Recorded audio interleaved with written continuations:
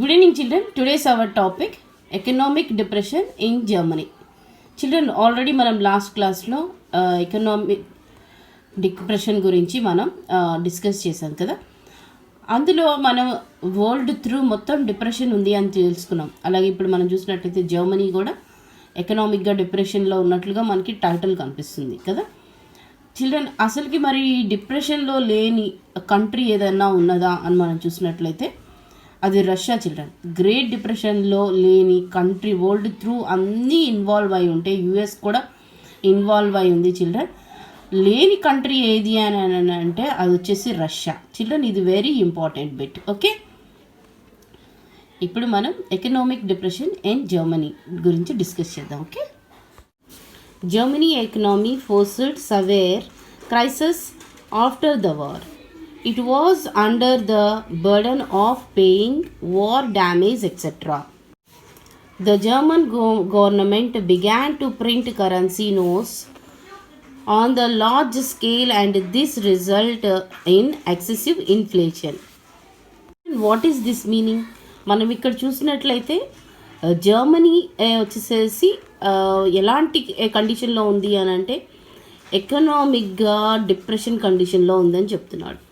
Children, అసలుకి ఎకనామిక్గా ఎందుకు Germany depression కండిషన్లో ఉంది అని మనం చూసినట్లయితే ఆల్రెడీ మీరు ఫస్ట్ పార్ట్లో కూడా నా ఎక్స్ప్లెనేషన్ వినే ఉండుంటారు చిల్డ్రన్.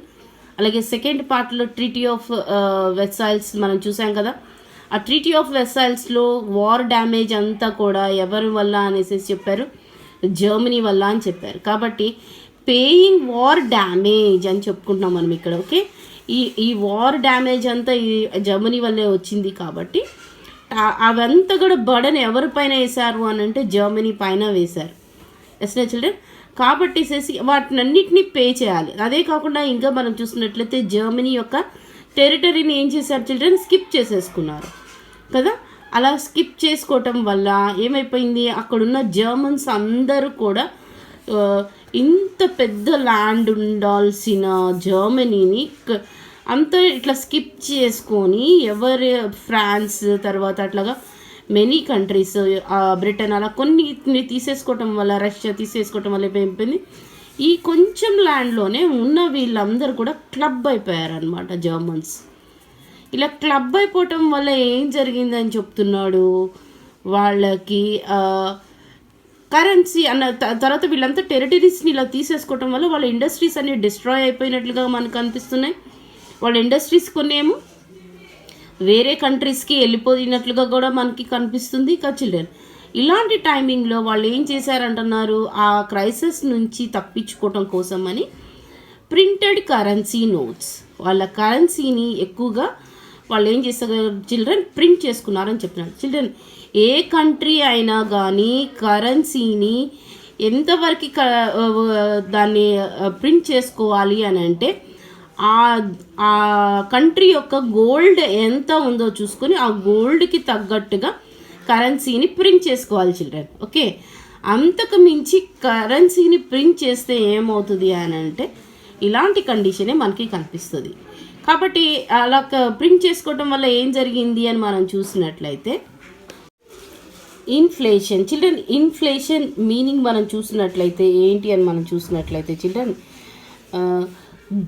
జనరల్గా మనం చూసుకున్నట్లయితే increasing in a price and fell in the purchasing value of money అనమాట. అంటే ఏంటి అని అంటే మనము దానికి ఏదైనా కానీ పర్చేస్ చేయాలి అని అనుకుంటే దాని రేట్ ఎక్కువగా కనిపిస్తూ ఉంటుంది. అలాగే కానీ అది కనిపిస్తుంది కదా అనేసి మనం దానికి ఇవ్వాలంటే ఎంత ఇవ్వాలి అని అంటే బ్యాగ్స్ ఆఫ్ మనీ ఇవ్వాల్సి వస్తుంది అనమాట కదా.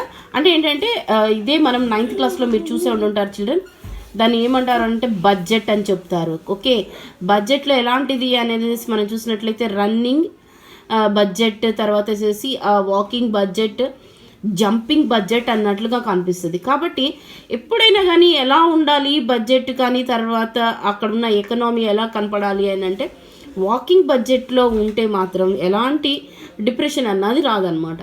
చిల్డ్రన్, రన్నింగ్ బడ్జెట్లో ఉన్నా కానీ జంపింగ్ బడ్జెట్లో ఉన్నా కానీ కండిషన్ ఇలాగే కనిపిస్తుంది అనమాట. Okay, it is said that people had to carry currency in carts to buy 1 loaf of bread.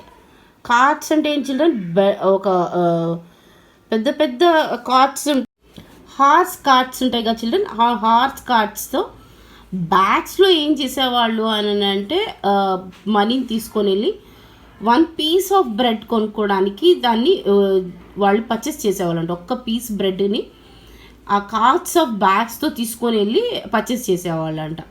చూసావా చిల్డ్రన్, ఇంతగా ఆ కరెన్సీని మనకంతటి మనకు కూడా కొన్నిసార్లు మనం అనుకోవచ్చు మనకి ఇంత కరెన్సీ డిప్రెషన్గా ఉంది, ఎకనామిక్ డిప్రెషన్గా ఉంది, ఇట్లాంటి టైమింగ్లో కరెన్సీని ప్రింట్ చేసేది ఏది అని అంటే రిజర్వ్ బ్యాంక్ కాదా. కాబట్టి మన ఇండియన్ రిజర్వ్ బ్యాంక్ దాన్ని ప్రింట్ చేయొచ్చుగా అనేసి మనం అనుకుంటాం. చిల్డ్రన్, మన ఇండియా గోల్డ్ ఎంత ఉందో అంతకు తగ్గట్టుగానే కరెన్సీని ప్రింట్ చేసుకోవాలి. అంతకు మించి మనం కరెన్సీని ప్రింట్ చేసామనుకోండి ఎలాంటి కండిషన్ ఏర్పడుతుంది, ఇలాగ మనం కూడా ఒక 1 kg రైస్ని బై చేయాలి అని అంటే మనకు కూడా ఇలాంటి పరిస్థితి ఏర్పడుతుంది అనమాట. ఓకే, కాబట్టి ఎంత డిప్రెషన్ వచ్చినా కానీ ఎంతవరకు అంటే అదే టైప్లో మనం లీడ్ చేయాలి, కానీ ఇలాంటిగా కరెన్సీని మాత్రం మనం ప్రింట్ చేస్తే మాత్రం ఇలాంటి కండిషన్ వస్తుంది అనేసి మనకి హిస్టరీ చెప్తుంది children. Okay, the Germany economy was the worst hit by the depression. By 1932, industrial production was reduced to 40% of its 1929 level అంటున్నారు. చిల్డ్రన్, ఇక్కడ మనం చూసినట్లయితే ఇంతగా 40% దాకా కూడా ఏమైపోయింది, వాళ్ళ ప్రొడక్షన్ అన్నది రెడ్యూస్ అయిపోయిందని చెప్తున్నాడు. ఎప్పటి నుంచి ఎప్పటికి అని మనం చూసినట్లయితే 1929లో ఉన్న దానికంటే కూడా 40% 1932కి వచ్చేళ్ళకి అది పడిపోయింది అంటున్నాడు ప్రొడక్షన్. ఎందుకు ఇంతగా పడిపోయింది, అది కూడా ఎంత ఎంత డిస్టెన్స్ ఉంది చిల్డ్రన్. ఇయర్స్ మనం చూసినట్లయితే ఓన్లీ 3 years ఉన్నది, దీనికి వేరియేషన్. ఎస్ నా చిల్డ్రన్, 1929కి 1932కి ఉన్న వేరియేషన్ ఓన్లీ 3 years. 3 yearsలోనే వాళ్ళకి ఎంతవరకు రెడ్యూస్ అయిందని మనకు కనిపిస్తుంది చిల్డ్రన్, 40% ఆఫ్ రెడ్యూషన్ అన్నది జరిగింది. దీనివల్ల ఎలా ఉందంటున్నాడు, అసలుకి డిప్రెషన్ అన్నది వరల్డ్ త్రూ ఉన్న కంట్రీస్ అన్నిటికంటే కూడా ఎక్కువ ఎకనామిక్ డిప్రెషన్ ఎక్కడ కనిపిస్తుంది అంటే మనకి జర్మనీలోనే కనిపిస్తుందని చెప్తున్నాడు. Workers lost their jobs or were paid reduced wages. అలాగే వాళ్ళ యొక్క జాబ్స్ అన్నీ లాస్ట్ అయిపోయారని చెప్తున్నాడు. అంటే వాళ్ళకి ఎవరికి కూడా జాబ్స్ లేవు. దానితో ఇంకేమైంది చిల్డ్రన్, ఒకవేళ జాబ్ దొరికినా కానీ వాళ్ళ వేజెస్ ఎలా ఉన్నాయని చెప్తున్నాడు చిల్డ్రన్, చాలా తక్కువ పే అన్నది మనకి కనిపిస్తుంది అనమాట. అసలు జర్మనీలో అలాంటి కండిషన్ ఉండదు చిల్డ్రన్. ఎందుకనంటే వరల్డ్ వార్ని తేటానికే అంతగా జర్మనీ ఇష్టపడింది అని అంటే ఎంత ఎకనామీ ఉంటుంది ఆ టైమింగ్లో జర్మనీకి. అలాంటిది ఎలాంటి పొజిషన్కి వచ్చేసిందని చెప్తున్నాడు. అసలుకి వేజెస్ కూడా పే చేయలేని పరిస్థితుల్లో ఉన్నారు. అసలు జాబ్స్ అన్నవి లాస్ట్ అయినాయి అని చెప్తున్నారు. ఎందుకు లాస్ట్ అయినాయి అని అంటే ఆల్రెడీ మనం ఫస్ట్ ఎక్స్ప్లెనేషన్ తర్వాత సెకండ్ ఎక్స్ప్లెనేషన్లో కూడా చూసాం కదా చిల్డ్రన్. అలాగే వాళ్ళ యూనియన్ టెరిటరీ అన్నీ కూడా మనం ఏం చెప్పాము, స్కిప్ చేయబడ్డాయి కదా. అలాగే వాళ్ళ ఇండస్ట్రీస్ అన్ని డిస్ట్రాయ్ అయిపోయినాయి. ఇంకా నెక్స్ట్ వచ్చేసి కొన్ని ఇండస్ట్రీస్ని వేరే కంట్రీస్ అవి తీసేసుకున్నాయి. కాబట్టి వాళ్ళకి జాబ్స్ అన్నవి కూడా లేనట్లుగా కనిపిస్తుంది. Okay, more than 6 million people వర్ అన్ఎంప్లాయిడ్. చిల్డ్రన్, ఇక్కడ మనకి 6 million people దాకా కూడా అందరు కూడా ఎలా అయిపోయారు అని అంటే 6 million అంటే మనం తెలిసిన మన ఇండియన్ దాంట్లో మనం చెప్పుకోవాలి అని అంటే ఇది ఇంటర్నేషనల్ సిస్టమ్ కాబట్టి ఇండియన్ సిస్టంలో చెప్పుకోవాలంటే ఎంత చిల్డ్రన్, 60 lakhs పీపుల్ దాకా కూడా ఏమైపోయారు, అన్ఎంప్లాయిడ్గా మారిపోయారు. అంటే అన్ఎంప్లాయ్మెంట్ అన్నది ప్రతి ఒక్క కంట్రీలో తప్పకుండా ఉంటుంది చిల్డ్రన్, కొంతమంది కన్నా కదా. కానీ ఎక్కడ ఇప్పుడున్న కండిషన్ ఎలా మారిపోయింది అంటున్నాడు, 60 millions ఆఫ్ పీపుల్ అన్ఎంప్లాయిడ్ అంటున్నాడు. ఇలా అన్ఎంప్లాయిడ్గా ఉన్న తర్వాత ఏం జరిగింది అంటున్నాడు చూడండి, the streets of Germany on the streets of Germany you could see men with placards around their necks saying willing to do any work. Children, willing to do any work. వాళ్ళు ఎలాగా మారిపోయారని చెప్తున్నాడు మనకి ఆ టైమింగ్లో. దీన్ని బట్టి మనకి ఏం అర్థమైంది చిల్డ్రన్, ఎలా కనపడ్డారని చెప్తున్నారు Germans willing to do any work అని అంటే వాళ్ళు మేము ఏ పని చేయటానికైనా సిద్ధం అనే రాసి ఉన్న కార్డ్స్ని ఏం చేసుకున్నారు, వాళ్ళ నెక్లో చైన్ లాగా హ్యాంగ్ చేసుకొని ఆ స్ట్రీట్స్లో వాళ్ళు ఏం చేశారు చిల్డ్రన్, నిలబడినట్లుగా మనకి కనిపిస్తుంది. ఇంకా మనకి ఎంప్లాయ్మెంట్ యూత్ ఎలా కనిపిస్తున్నారు అని చెప్తున్నారు చిల్డ్రన్. అన్ఎంప్లాయిడ్ యూత్ మనకి కనిపిస్తున్నారు. అన్ఎంప్లాయిడ్ యూత్ ప్లే కార్డ్స్ని మనకి స్ట్రీట్స్లో కార్నర్స్లో వాళ్ళు ప్లే కార్డ్స్ని ఆడుతున్నట్లుగా మనకు కనిపిస్తుంది. ఇంకా desperately queued up to at the local employment exchange. Local employment exchange దగ్గర ఏదన్నా జాబ్ దొరుకుతుందేమో అనేసి క్యూలో నిలబడినట్లుగా కూడా మనకి జర్మన్ కండిషన్ కనిపిస్తుంది. As there were very few jobs. ఒకవేళ జాబ్స్ ఉన్నా కానీ ఎలాంటి జాబ్స్ దొరికినాయి చిల్డ్రన్, చాలా ఫ్యూ జాబ్స్ దొరికినాయి అంటున్నాడు. ఇంకేం చెప్తున్నాడు, the youth took to crime activities. Youth ఎలాగా మారిపోయారు అంటున్నాడు, ఆ బ్రెడ్ కోసం అనేసి క్రైమ్స్ యాక్టివిటీస్ కూడా వాళ్ళు చేసినట్లుగా కనిపిస్తుంది. ఇంకేం చెప్తున్నారు children, and there was total despair in society మొత్తం కూడా ఎలాగ మారిపోయింది, నిరాశగాతో ఉన్నట్లుగా మనకి జర్మన్ సొసైటీ కనిపిస్తుంది. The economic crisis created deep anxieties and fear in people. ఖచ్చితంగా ఇక్కడ మనకి వాళ్ళకి ఫియర్ అన్నది కూడా ఏర్పడింది అని చెప్తున్నాడు సొసైటీలో. ఇంకేం చెప్తున్నాడు, the savings of middle class especially salaried employees and pensioner diminished when the currency lost its value. ఎప్పుడైతే కరెన్సీ యొక్క వాల్యూ పడిపోయిందో అలాంటి టైమింగ్లో ఎంప్లాయీస్కి, తర్వాత మిడిల్ క్లాస్ వాళ్ళకి, తర్వాత ఈ పెన్షనర్స్కి ఏమైందని చెప్తున్నాడు చిల్డ్రన్, చాలా ఎకనామిక్ క్రైసిస్ అన్నది వాళ్ళల్లో కూడా ఏర్పడిందని చెప్తున్నాడు. ఏం చిల్డ్రన్, వీళ్ళ యొక్క ఈ పెన్షనర్స్కి తర్వాత మిడిల్ క్లాస్ వాళ్ళ యొక్క ఏమైతే సేవింగ్స్ చేసుకుంటున్నారో ఆ సేవింగ్స్ అన్నీ కూడా అయిపోయినాయి, లాస్ట్ అయిపోయినారు అనేసి చెప్తున్నాడు. Okay, small business man, the self employed and retailers suffered losses as their business got ruined. Children, ruined means break down business. వాళ్ళ బిజినెస్ మొత్తం కూడా ఈ స్మాల్ బిజినెస్ మ్యాన్సే కానీ సెల్ఫ్ ఎంప్లాయీగా బిజినెస్ చేసేటోళ్ళే కానీ వీళ్ళందరికీ ఎలాగా అంటే వాళ్ళ బిజినెస్ అన్నదే లేకుండా పోయింది అని చెప్తున్నాడు అనమాట. ఫర్ ఎగ్జాంపుల్ మనం చూసినట్లయితే ఇప్పుడు మనమున్న కోవిడ్ కండిషన్లో ఎలాంటి కండిషన్ ఉందో అలాంటి కండిషన్ అప్పుడు కూడా కనిపిస్తున్నట్లు మనకు కనిపిస్తుంది. Okay, these sections of society were filled with the fear of pauperization. Children, pauperization means being poor.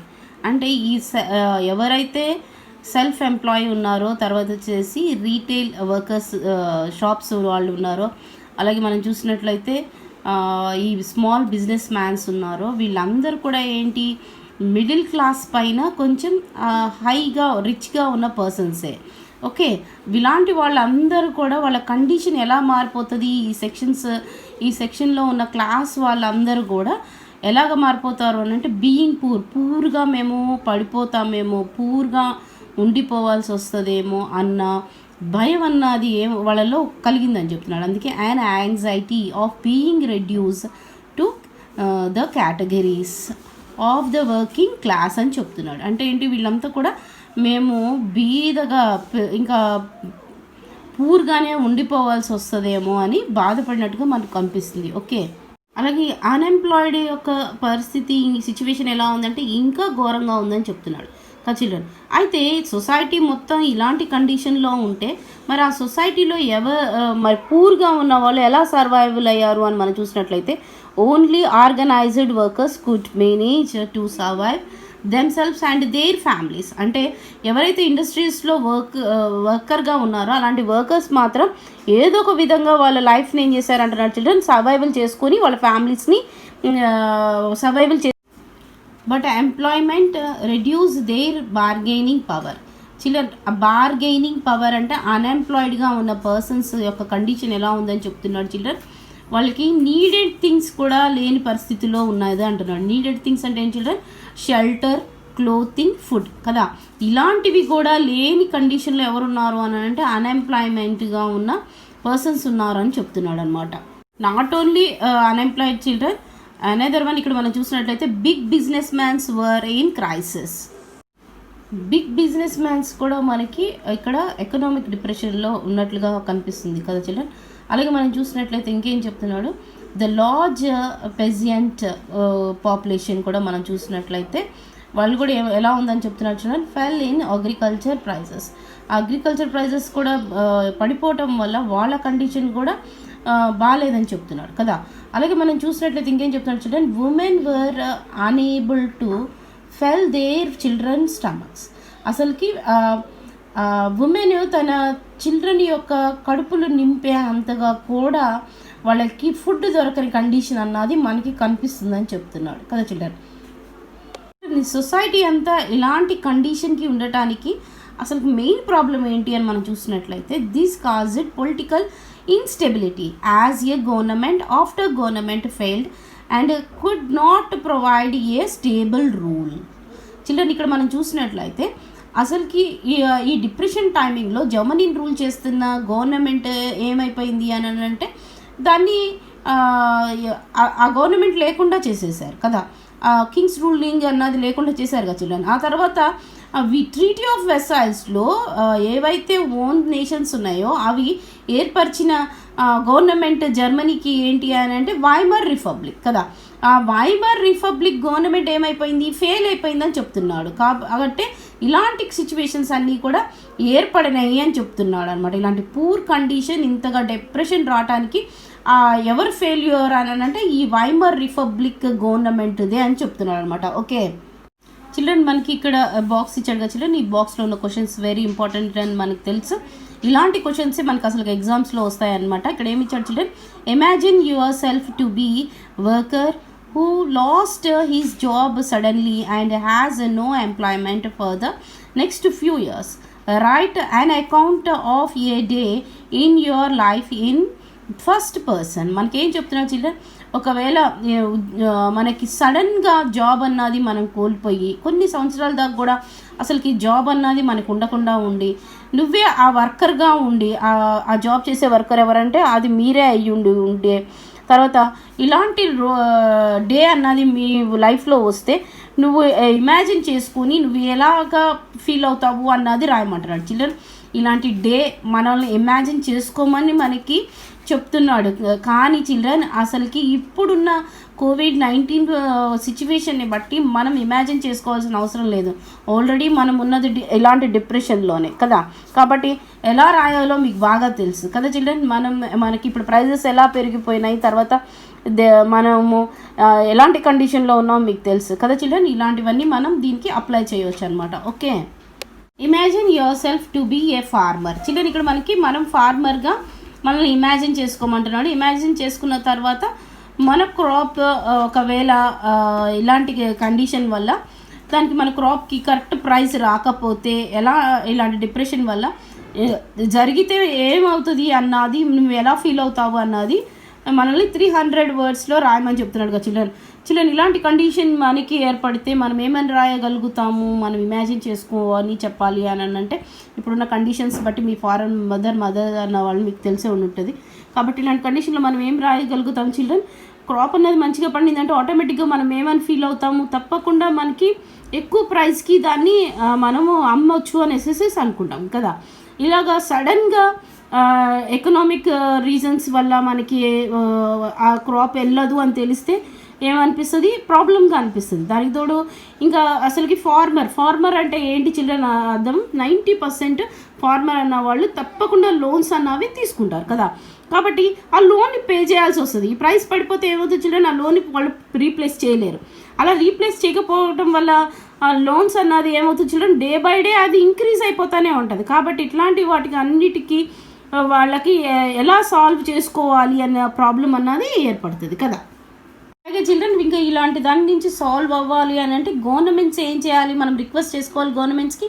గవర్నమెంటే ఏం చేయాలి అని అంటే government to take the appropriate యాక్షన్స్ని అన్నవి గవర్నమెంటే తీసుకోవాలి. తర్వాత ఇంకేం చిల్డ్రన్, ఇలాంటి డిఫికల్ట్ సిచ్యువేషన్స్లో ఫార్మర్స్కి కోసం అనేసి కొన్ని ఏవైతే వాళ్ళ క్రాప్స్ ఉన్నాయో వాటిని గవర్నమెంటే తీసుకోవటం, తర్వాత వాళ్ళకి ఏవైతే లోన్స్ ఉన్నాయో ఆ లోన్స్ అన్నిటిని మాఫీ చేయటం అలా జరుగుతాయి కదా చిల్డ్రన్, అలాంటివన్నీ చేయాల్సి ఉంటుంది. Okay, next question children, very important question children. ఎందుకనంటే ఇది మన ఇండియా గురించి అడుగుతున్నాడు కాబట్టి, what aspects of the welfare state do you find functioning in India today అని అడుగుతున్నాడు చిల్డ్రన్. ఇలాంటి కండిషన్లో ఇండియా ఉంటే ఇండియాకి ఎలాంటి ఫంక్షనింగ్ ఉంటే బాగుంటుంది అనేసి మనం అనుకోవాలి అనేసి చూసినట్లయితే చిల్డ్రన్, ఇప్పుడు మనం ఆల్రెడీ కోవిడ్-19 సిచ్యువేషన్లో మన గవర్నమెంట్స్ మనకి ఏమేమి ప్రొవైడ్ చేస్తున్నావో వాటిని మనం రాస్తే సరిపోతుంది చిల్డ్రన్. అది ముఖ్యంగా 90% దాన్ని ఎలా రాయాలన్నది నేను చెప్తా చిల్డ్రన్. మనం చూసినట్లయితే India is provide the people A number of social security schemes. మనకి ఎన్నో స్కీమ్స్ని గవర్నమెంట్ ఇస్తుంది. ఎందుకు ఇస్తుంది అని అంటే మరి ఇలాంటి కండిషన్ ఉంది కాబట్టి. ఓకే, ఆ స్కీమ్స్లో వచ్చేసేసి ఏంటి చిల్డ్రన్, మనం చూసినట్లయితే అది వరకు రేషన్ ఇచ్చేటోళ్ళు, రేషన్కి ఏంటి అంటే తక్కువ రేటుకి రేషన్ ఇచ్చేటోళ్ళు. ఇప్పుడు రేషన్ ఏమైపోయింది చిల్డ్రన్, ఫ్రీగా ఇచ్చేస్తున్నారు.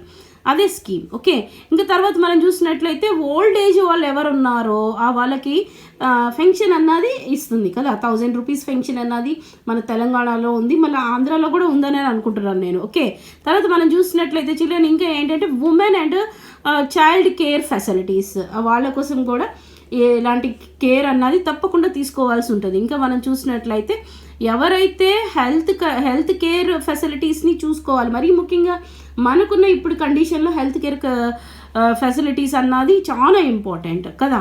అలాగే హాస్పిటల్స్లో కూడా మనం చూస్తున్నాం కదా చిల్డ్రన్, కోవిడ్ వచ్చిన వాళ్ళందరికీ కూడా ట్రీట్మెంట్ ఫ్రీగానే ఇస్తున్నట్లుగా మనకి గవర్నమెంట్ హాస్పిటల్లో కనిపిస్తుంది. ఓకే, అలాగే మనం చూసినట్లయితే ఇంకేం చెప్తున్నారు children, food security to the people. తప్పకుండా పీపుల్ అందరికీ ఫుడ్ దొరికేటట్టుగా గవర్నమెంట్ ఏం చేయాలి, తప్పకుండా వాటిని ప్రొవైడ్ చేసేటట్టుగా ఉండాలి. అలాగే ఇంకా మనం చూసినట్లయితే చిల్డ్రన్ ఇవే కాదు, ఇప్పుడున్న ఎడ్యుకేషన్ సిస్టాన్ని అసలుకి డిస్టర్బ్ కాకుండా ఉండాలి అని అంటే మనం కోవిడ్-19 వల్ల మన ఎడ్యుకేషన్ సిస్టమ్ మొత్తం కూడా ఏమైపోయింది, డిస్టర్బ్ అయిపోయింది. అసలుకి డెవలప్మెంట్ అన్నది రావాలి అని అంటే ఎడ్యుకేషన్ సిస్టమ్ వల్లే అనేసి మనము తెలుసుకున్నాం కదా చిల్డ్రన్. కాబట్టి ఇలాంటి ఎడ్యుకేషన్ ఇప్పుడు మనం కంపల్సరీ ఎడ్యుకేషన్ అన్నది మనకి ఎట్లా జరుగుతుంది అనేసి మనం అనుకుంటే ఇప్పుడు మనకి ఆన్లైన్ ద్వారా జరుగుతుంది. కాబట్టి అందరికీ ఆన్లైన్ ద్వారా జరగాలి అని అంటే అందరికీ ఫోన్స్, తర్వాత ల్యాప్టాప్స్, తర్వాత అన్ని స్కూల్స్ వాళ్ళు ప్రొవైడ్ చేసేటట్టుగా ఉండాలి అని అంటే వాటిని అన్నిటినీ ఎవరు ప్రొవైడ్ చేయాలి అని అంటే గవర్నమెంటే ప్రొవైడ్ చేసి గవర్నమెంటే దాన్ని తీసుకుంటే ఎడ్యుకేషన్ సిస్టమ్ కూడా అది మనకి డిస్టర్బ్ కాకుండా ఉంటుంది అనమాట. ఓకే, ఇలాంటివన్నీ మనం దీనికి రాసుకోవచ్చు children. Okay, rise of fascism, nazism. Children first అసలుకి ఫ్యాసిజం అంటే ఏంటో తెలుసుకుని తర్వాత మనం నాజిజం గురించి కూడా డిస్కస్ చేద్దాం. ఓకే, అసలుకి ఫ్యాసిజం అంటే మీనింగ్ ఏంటంటే బండిల్ ఆఫ్ రాట్స్ అనమాట.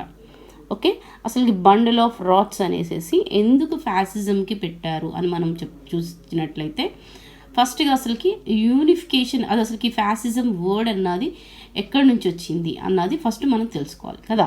ఓకే చిల్డ్రన్, అసలుకి ఈ ఫ్యాసిజం అనే వర్డ్ రాకముందు అసలుకి ఈ వర్డ్ ఎక్కడిది అని మనం చూసినట్లయితే ఇది వచ్చేసి ఇటలీ నుంచి వచ్చిన వర్డ్ చిల్డ్రన్. ఓకే చిల్డ్రన్, ఇప్పుడు మనం ఇటలీ అని చెప్పుకుంటున్నాం కదా, అయితే Italian nationalism had created 3 great leaders కదా, మనందరికీ తెలుసు. అది ఆల్రెడీ మన 9th క్లాస్ డిస్కషన్లో ఉంటుంది. ఆ గ్రేట్ లీడర్స్లో ఎవరు ఆ యూనిఫికేషన్ చేసింది అని చూసినట్లయితే మజినీ ఉంటాడు, తర్వాత కౌంట్ కపూర్, తర్వాత జోసెఫ్ గారిబాల్డి కదా చిల్డ్రన్. వీళ్ళ ముగ్గురి వల్ల గ్రేట్ లీడర్స్ వల్ల ఏమైంది అని అంటే ఇటలీ అన్నది యూనిఫికేషన్ జరిగింది. అది మనందరికీ తెలుసు కదా చిల్డ్రన్. అయితే యూనిఫికేషన్ జరిగిన తర్వాత ఏం జరిగింది అని అంటే ఇక్కడ మనకి ఇచ్చాడు చూడండి చిల్డ్రన్, ఫస్ట్ వరల్డ్ వార్.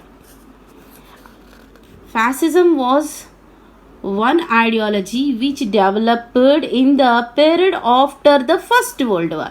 అసలుకి ఈ ఫ్యాసిజం అన్న వర్డ్ ఎక్కడ పుట్టింది అని అంటే యూరోప్లోనే పుట్టింది. ఓకే, అయితే అసలుకి ఈ వర్డ్ ఎప్పటి నుంచి అసలుకి డెవలప్ అయ్యింది, అసలు ఈ వర్డ్ ఎప్పుడు వచ్చింది అని మనం చూసినట్లయితే ఆఫ్టర్ ఫస్ట్ వరల్డ్ వార్ అయిపోయిన తర్వాత ఈ వర్డ్ అన్నది బయటకు వచ్చింది అనమాట. ఓకే చిల్డ్రన్, అప్పుడు దాకా ఉన్న ఐడియాలజీస్ ఏంటి? యూరోపియన్స్లో ఉన్న ఐడియాలజీస్ మన అందరికీ తెలుసు. ఏం ఐడియాలజీస్ చిల్డ్రన్?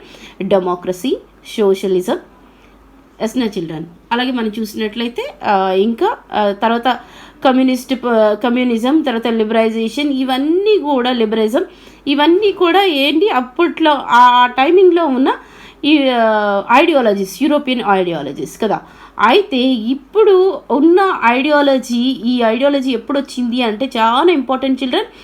ఫ్యాసిజం అనే ఐడియాలజీ ఫస్ట్ వరల్డ్ వార్ తర్వాత ఈ వర్డ్ అన్నది డెవలప్ అయింది. ఓకే, ఈ వర్డ్ని అసలు ఆర్గనైజేటర్ ఎవరు అని మనం చూసినట్లయితే ఈ మారినెట్టి, నేను ఇక్కడ రాసాను చూడండి చిల్డ్రన్, ఈ మారినెట్టి అనే ఒక ఇటాలియన్ పర్సన్ అనమాట.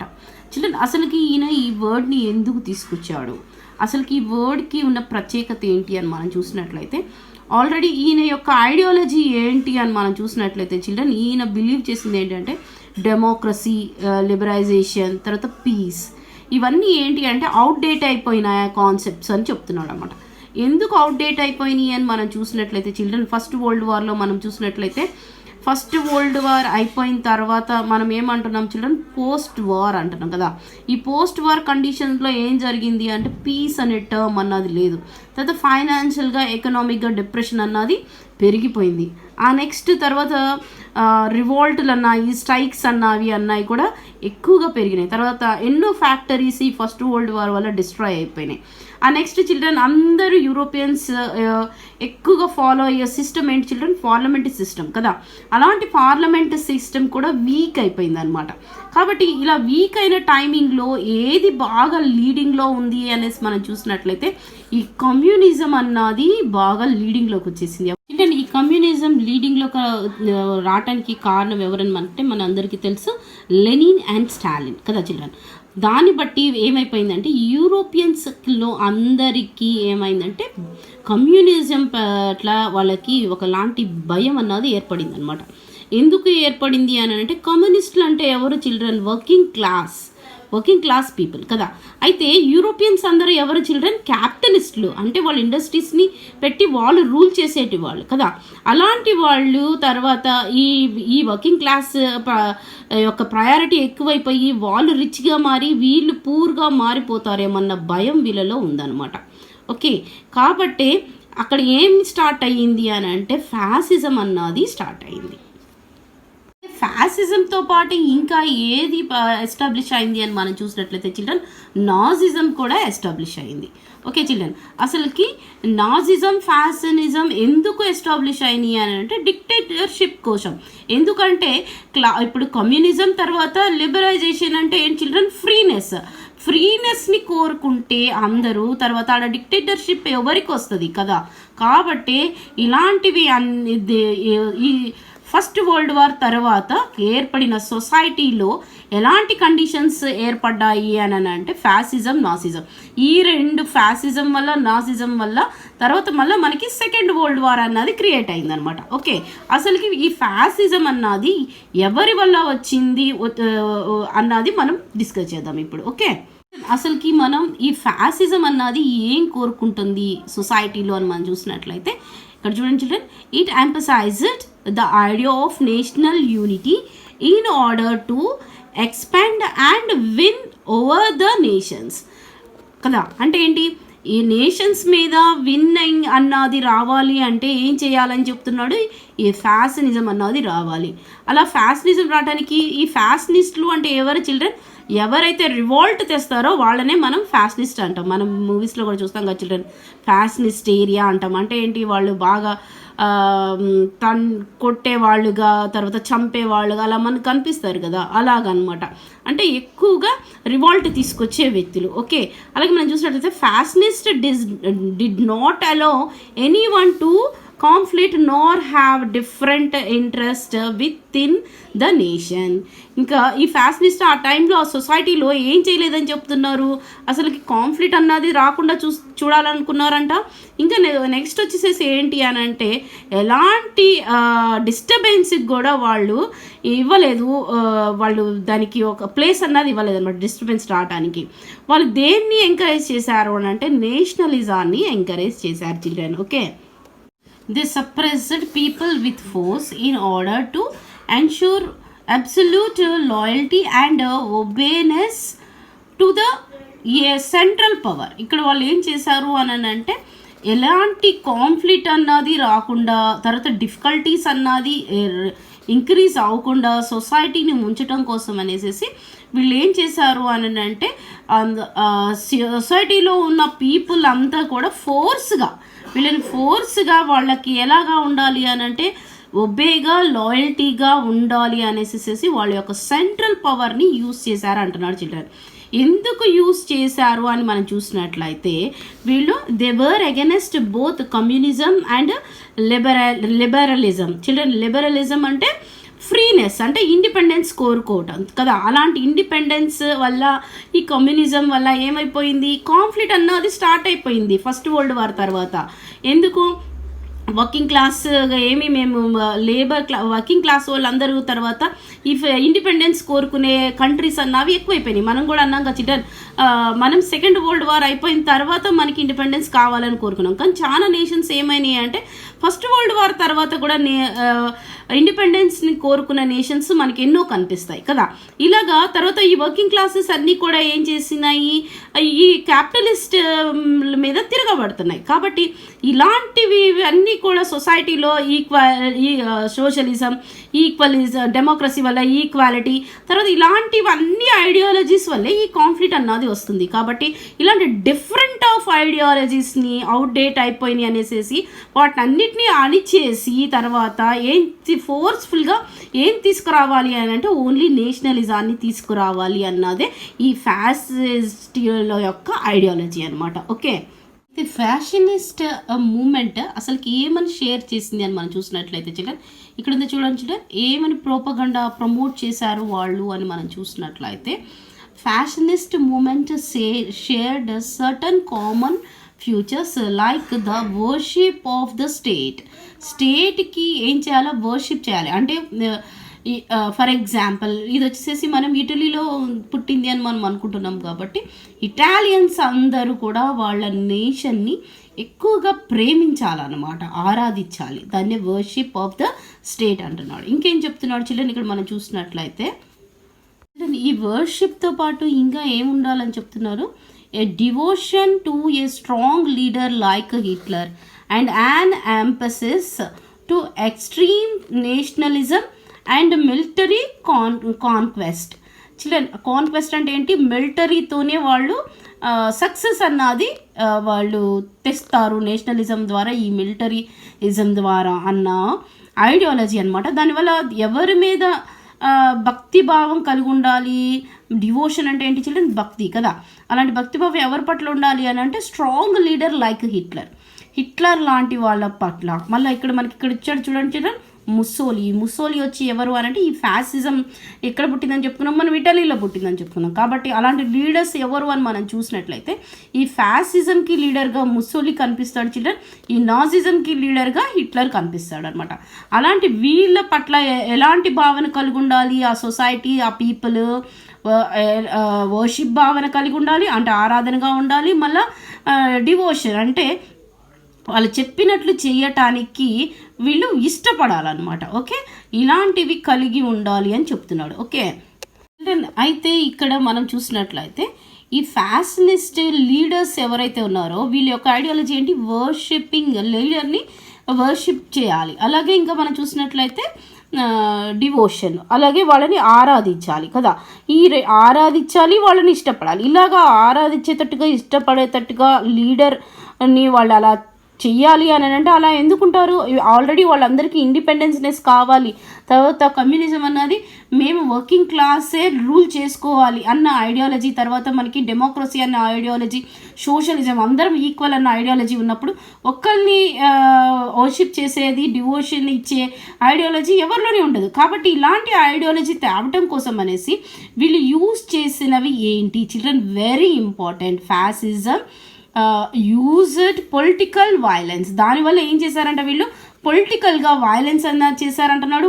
Wars and conquest as a means to achieve national revival కదా, ఇలాంటివి చేశారని చెప్తున్నాడు.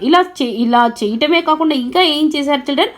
వాళ్ళ యొక్క డ్యూటీ ఏంటి? వాళ్ళ duty expand their territory by the displacing weaker nations. ఏవైతే వీకర్ నేషన్స్ ఉన్నాయో వాటినన్నిటినీ కూడా వాళ్ళ యొక్క టెరిటరీగా, అంటే వాళ్ళ ల్యాండ్లో కలిపేసుకునేటట్టుగా, అవి వాళ్ళ ల్యాండ్గా వాళ్ళు వాటికి నేమ్ అన్నది ఇచ్చేటట్టుగా ఏం చేస్తున్నారు? రివైవల్ అన్నది చేస్తున్నారు అని చెప్తున్నారు అనమాట. ఓకే చిల్డ్రన్, ఇలాగా కేవలం వీళ్ళ డ్యూటీయే కాదు, ఈ వీకర్ నేషన్స్ని ఆక్యుపై చేయడం వాళ్ళ యొక్క రైట్గా కూడా ఫీల్ అయ్యారని చెప్తున్నాడు. ఇలా ఫీల్ అవటమే కాకుండా ఇంకా ఏం చెప్తున్నాడంటే it stood for states controlled capitalism. అసలు క్యాపిటలిజాన్ని ఎంకరేజ్ చేస్తూనే ఇంకా దాన్ని ఏం చేశారంటున్నాడు? కంట్రోల్ చేశారని చెప్తున్నాడు. And opposite socialism and communism, ఈ రెండిటికి అసలుకి వీళ్ళు ఎలాగున్నారు అని అంటే అపోజ్గా ఉన్నారనమాట, అంటే ఎగనెస్ట్గా ఉన్నారు. It is also stood for abolition of all private industries. ఇంకా ఏం చేశారు? ప్రైవేట్ ఇండస్ట్రీస్ని కూడా ఏం చేశారు వీళ్ళు? అసలు అబాలిష్ చేశారు. అంటే ప్రైవేట్ ఇండస్ట్రీస్ అంటే ఏంటి చిల్డ్రన్? క్యాపిటలిజం కదా. క్యాపిటలిజాన్ని కంట్రోల్ చేస్తే, క్యాపిటలిజాన్ని అంటే ఒక విధంగా చెప్పాలంటే వీళ్ళు ఎంకరేజ్ చేశామనే చెప్తారు, కానీ ఇక్కడ ఏం చేశారు? అబాలిషన్ అన్నది కూడా చేసినట్లుగా మనకు కనిపిస్తుంది. This ideology was more popular in the defeated countries who were feeling insult because of the conditions imposed on them by the Versailles Treaty and the pressure of a worldwide depression. Children, ఇక్కడ మనకి ఏం చెప్తున్నాడు అని మనం చూసినట్లయితే ఇలాంటి fashionist ideology, fascism అనే ideology ఎవరిలో అది పాపులర్ అయింది అని మనం చూసినట్లయితే డిఫీటెడ్ కంట్రీస్ అంటున్నాడు. అంటే ఫస్ట్ వరల్డ్ వార్లో ఓడిపోయిన కంట్రీస్ ఏవైతే ఉన్నాయో ఆ కంట్రీస్లో ఇది ఏమైంది అంటున్నాడు? ఎక్కువగా పాపులర్ అయింది అని చెప్తున్నాడు.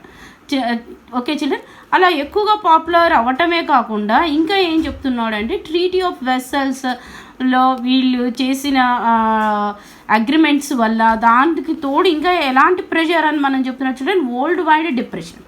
ఇలాంటి డిప్రెషన్ ప్రెషర్ వల్ల కూడా ఎలాంటివి స్టార్ట్ అయినాయి అంటున్నాడు?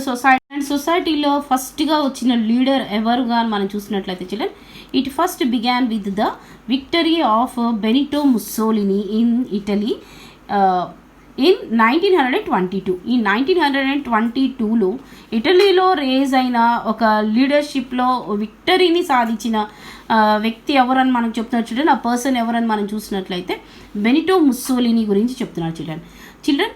అసలుకి మనం చూసినట్లయితే ఇటలీ ఫస్ట్ వరల్డ్ వార్లో విన్నింగ్ నేషన్ వైపు ఉన్నదా లేకపోతే లూజింగ్ నేషన్ వైపు ఉన్నదా అని మనం చూసినట్లయితే అది విన్నింగ్ నేషన్ వైపే ఉన్నది. కానీ మరి ఆ విన్నింగ్ నేషన్ వైపు ఉన్నా కానీ ఇటలీలో ఎందుకు ఇలాంటిది స్టార్ట్ అయ్యింది, ఇలాంటి ఐడియాలజీ ఎందుకు స్టార్ట్ అయ్యింది అని మనం చూసినట్లయితే చిల్డ్రన్ ఏంటి అని అంటే ఇటలీ ఏం చేసింది అని అంటే ఫస్ట్ అసలుకి ఎటువైపు విన్నింగ్ నేషన్ ఉంటుందో, ఎటువైపు విన్ అవుతారు అన్న దానికోసం వెయిట్ చేసిందనమాట. వెయిట్ చేసి లూజింగ్ నేషన్స్గా ఎప్పుడైతే జర్మనీ కనపడిందో ఆ తర్వాత అది బ్రిటన్ సైడ్ విన్నింగ్ నేషన్ వైపుకి వెళ్ళిందనమాట. దాన్ని బట్టే అది ఎవరికి తెలుసు అని అంటే అది వరల్డ్ వార్ చేస్తున్న విన్నింగ్ నేషన్స్కి లూజింగ్ నేషన్స్కి తెలుసు. కాబట్టి ఇటలీని కూడా వీళ్ళు ఏం చేశారు అని అంటే ట్రీటీ ఆఫ్ వెర్సాయిల్స్లో ఇటలీని కూడా ఇన్వైట్ చేయలేదు. దానికి తోడు ఇటలీకి ఒక ఇంపార్టెన్స్ అన్నది కూడా ఇవ్వలేదన్నమాట. వీళ్ళు ఏవైతే ట్రీటీ ఆఫ్ వెర్సాయిల్స్లో అగ్రిమెంట్ చేశారో అలాంటి అగ్రిమెంట్స్లో ఎక్కువగా ఇటలీ మీద కూడా కొన్ని టెరిటరీస్ని స్కిప్ చేయటం, అలాగే ఇటలీ టెరిటరీని స్కిప్ చేశారు చిల్డ్రన్. ఆల్రెడీ అది యూనిఫికేషన్ యూనిఫికేషన్ అయింది కాబట్టి దాన్ని కూడా స్కిప్ చేయడం అన్నది జరిగింది. తర్వాత వీళ్ళు పెట్టిన ప్రెషర్స్ వల్ల తర్వాత ఈ డిప్రెషన్ రావటం వల్ల ఏం జరిగిందని చెప్తున్నాడు, ఇక్కడ కూడా సొసైటీ అన్నది చేంజ్ అయినట్లుగా మనకు కనిపిస్తుంది. అలా సొసైటీ చేంజ్ అయినప్పుడు ఇటలీని యూనిఫికేషన్ జరిగిన దాన్ని వీళ్ళు స్కిప్ చేశారు కాబట్టి దాన్ని మళ్ళీ యూనిఫికేషన్ చేసి దాని టెరిటరీని ఇంకా పెంచడం కోసమని అప్పుడు వచ్చిన లీడర్ ఎవరని చెప్తున్నారు అంటే బెనిటో ముస్సోలిని అని చెప్తున్నారు చిల్డ్రన్. ఓకే చిల్డ్రన్, ఈ ముస్సోలిని వచ్చేసి ఫస్ట్ వరల్డ్ వార్ తర్వాత యూనిఫికేషన్ చేసిన వాళ్ళు మనం చూసినట్లయితే ఎవరు చిల్డ్రన్?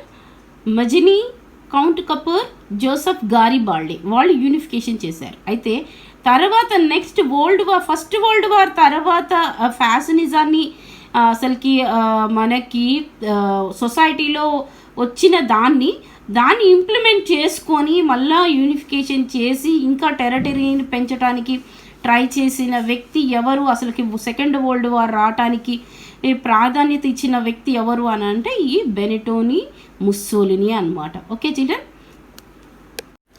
ఇక్కడ మీరు పిక్చర్ చూస్తున్నారు చూడండి చిల్డ్రన్. ఈ పిక్చర్ వచ్చేసేసి మనకి బెనిటోని ముస్సోలిని. చిల్డ్రన్, ఈ ముస్సోలిని అసలుకి ఎవరు, ఎందుకు ఫస్ట్ వరల్డ్ వార్ తర్వాత ఇటలీలో అంత పాపులారిటీ వచ్చింది, ఈయనని లీడర్గా ఎందుకు తీసుకున్నారు అని మనం చూసినట్లయితే చిల్డ్రన్, మనం ఆల్రెడీ ఇప్పుడే చెప్పుకున్నాం కదా చిల్డ్రన్, ఫస్ట్ వరల్డ్ వార్ టైమింగ్లో ఇటలీ విన్నింగ్ నేషన్ ఎటువైపు ఉంటుందా దానికోసమని వెయిట్ చేస్తుంది అనేసి అలా వెయిట్ చేస్తుంది జాయిన్ అవ్వటానికి అనేసి ఒక మ్యాగజిన్లో దాన్ని రాసిన వ్యక్తి ఎవరు అని అంటే ఈ ముస్సోలినియే అనమాట. ఈయన ఎవరు అని మనం చూసినట్లయితే చిల్డ్రన్ ఇటాలియనే. అలాగే ఈయన ఏంటి అని అంటే అక్కడ జర్నలిస్ట్గా ఉన్నాడు అనమాట. ఓకే, కాబట్టి జర్నలిస్ట్గా ఉన్నాడు కాబట్టి ఇమీడియట్లీగా ఇటలీ వార్లో జాయిన్ అవ్వాలి అన్న థ్రెడ్ గవర్నమెంట్ మీద ఎవరు తీసుకొచ్చారు అని అంటే ఈ ముస్సోలినియే తీసుకొచ్చాడనమాట. ఈయన తెచ్చిన యొక్క థ్రెడ్ వల్ల ఏం జరిగింది అని అంటే ఆ ప్రెషర్కి ఇటలీ లాస్ట్కి వచ్చేసి 1915లోకి వచ్చేసరికి అది ఆస్ట్రియాకి జర్మనీకి ఎగనెస్ట్గా బ్రిటన్ వైపు ఇటలీ జాయిన్ అయినట్లుగా మనకు కనిపిస్తుంది. ఓకే, అలాగే నెక్స్ట్ మనం చూసినట్లయితే ఏమంటారు చూడండి, then Hitler and his Nazi party came to power in Germany in 1933కి వచ్చేసరికి 1933కి వచ్చేసరికి జర్మనీ సొసైటీలో ఏ పార్టీ ఏర్పడిందని చెప్తున్నారు చిల్డ్రన్, హిట్లర్ లీడర్షిప్లో నాజీ పార్టీ అన్నది పవర్లోకి వచ్చిందని చెప్తున్నాడు. Okay, not only that one children, ఇంకా మనకి ఇక్కడ ఏం చెప్తున్నాడు అని అంటే ఇటలీలోనే వచ్చేసేసి ముస్సోలిని, అలాగే జర్మనీలో వచ్చేసేసి హిట్లర్, స్పెయిన్లో వచ్చేసేసి ఎవరని చెప్తున్నారు చిల్డ్రన్, జనరల్ ఫ్రాంకో. ఇక్కడ ఒక పర్సన్ కనిపిస్తున్నాడు చూడండి చిల్డ్రన్, ఈయన అనమాట జనరల్ ఫ్రాంకో.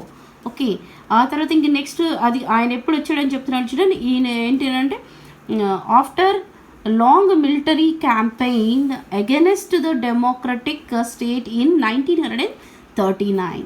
ఆయన ఎవరికి ఎగెనెస్ట్గా కనిపిస్తున్నాడు చూడండి, డెమోక్రటిక్ స్టేట్స్కి ఎగెనెస్ట్గా కనిపిస్తున్నాడు.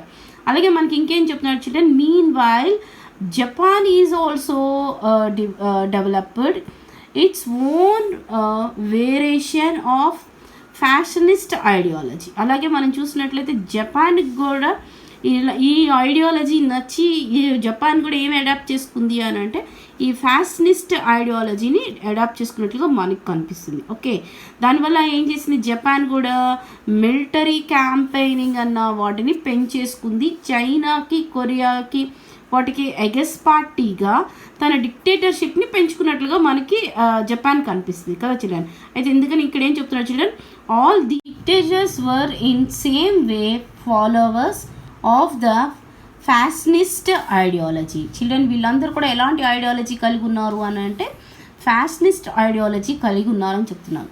అంటే చిల్డ్రన్ నేను ఫస్ట్లోనే మనం చూసాము అసలుకి ఫ్లాసిజం అంటే బండిల్ ఆఫ్ రాట్స్ అని. అంటే ఏంటి, అందరు యూనిటీ అన్నమాట. వాళ్ళ యొక్క ఐడియాలజీ ఏముందో అదంతా ఏంటి, యూనిటీని చేసేవాళ్ళు అనమాట. నేషనలిజం అనే యూనిటీని తెచ్చేవాళ్ళు అనమాట. ఇలాగా ఇప్పుడు ఫర్ ఎగ్జాంపుల్ స్పెయిన్లో ఉందనుకో, స్పెయిన్ మొత్తం స్పెయిన్ పీపులే ఉండాలి అనేసి నేషనలిజాన్ని అక్కడ ఎంకరేజ్ చేసినట్లు. అలాగే హిట్లర్ యొక్క జర్మనీలో ఉన్న వాళ్ళందరూ జర్మన్సే ఉండాలి అని ఎంకరేజ్ చేసినట్లు. అట్లాగే ముస్సోలిని వచ్చేసి ఇటాలియన్సే ఉండాలి అన్నట్లుగా ఎంకరేజ్ చేసినట్లు. అలాగ వీళ్ళు ఏం చేశారు అని అంటే వాళ్ళు ఒక యూనిటీని తీసుకొస్తున్నారు అనమాట. ఆ యూనిటీని తెచ్చే టైమింగ్లో వీళ్ళు దేన్ని యూజ్ చేస్తున్నారు అని మనం చూసినట్లయితే ఈ మిలిటరీని యూజ్ చేసి వాళ్ళని వీళ్ళు ఏ కండిషన్లో అయినా కానీ వాళ్ళని వైలెన్స్తోనే కానీ తర్వాత ఫోర్స్గానే కానీ వాళ్ళని అందరినీ కూడా ఏం చేస్తున్నారు, వీళ్ళ యొక్క వాళ్ళలో వర్షిప్ భావాన్ని తర్వాత వాళ్ళకి డివోషన్ చేసే విధంగా వీళ్ళని మారుస్తున్నారనమాట. ఓకే చిల్డ్రన్, అసలుకి అలా డివోషన్ చేసే అంతగా నేషన్స్ మారతాయా? అలా మారటానికి ఒక ఎగ్జాంపుల్గా మనం హిట్లర్ గురించి తెలుసుకోవచ్చు చిల్డ్రన్. కాబట్టి Hitler was a powerful speaker అని ఉంది కదా, ఎలాంటి స్పీచ్ వల్ల ఇలాంటి నేషనలిజం అన్నది ఫామ్ చేయొచ్చు అన్నది మనం నెక్స్ట్ క్లాస్లో తెలుసుకుందాం చిల్డ్రన్. నా ఎక్స్ప్లెనేషన్ మీకు నచ్చినట్లయితే subscribe my channel, like my channel children. మీకు ఏమైనా డౌట్స్ ఉంటే డౌట్స్ని నాకు మీరు డౌట్స్ని పెట్టండి చిల్డ్రన్, నేను తప్పకుండా మీకు ఆన్సర్ ఇస్తాను. Thank you children.